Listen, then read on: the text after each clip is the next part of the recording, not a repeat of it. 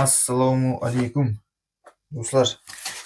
Sizlarga tanishtiradiganim shu relе va включатель ichidan shunaqa qo'llanmasi chiqadi. Bu relemiz RF433.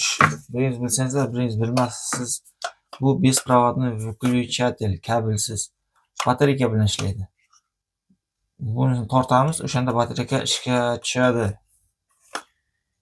Bu komandani bu relе bizlarni svetильнигimizni xohlagan narsamizni qo'shib berishi mumkin. Lampochkalarimizni ishlashi oddiy.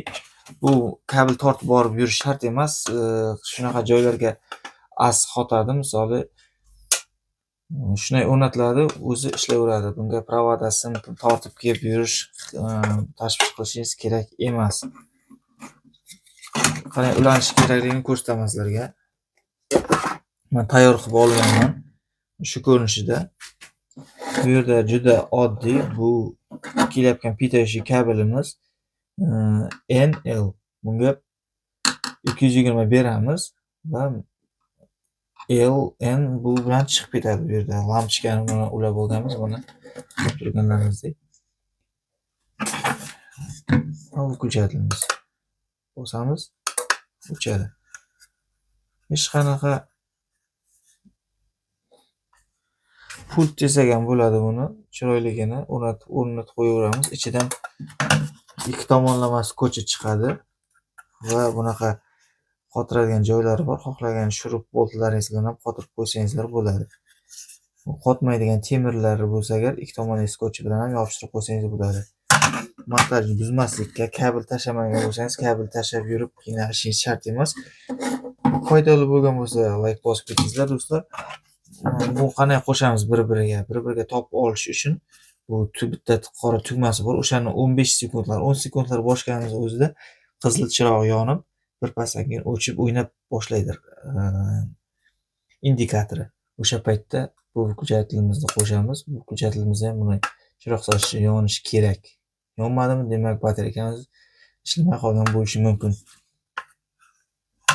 Yana sizlarga foydali bo'lishi uchun mana bizlar batareykamizni tortgan paytimizda shuni orasidan bu skochga o'xshagan nimamiz ajralib chiqadi. O'sha paytda bu yerda kontakt paydo bo'ladi bu batareykamiz.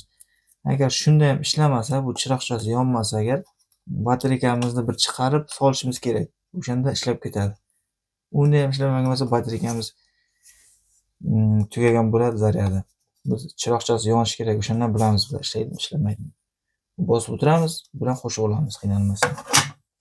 Yana bir ma'lumot aytsam sizlarga. Bu dachik hammangizga tanish bular. Ko'pchiligingiz xarid qilgan bo'lishingiz mumkin. Orqasiga qaraydigan bo'lsak, buni belgilangan bo'ladi 16 amper Wi-Fi ikkalasiga. Bunisini qaraydigan bo'lsak, RF433 degan bu. U degan shu частота. Shu bu включателimizga shu relemizni qo'shsak bo'ladi. Bu umniy dom nima uchun?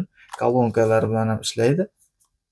Telefon bilan boshqarsak bo'ladi va tok emas, internet yo'q joylarda mana u bilan ham o'chirib qo'shamiz.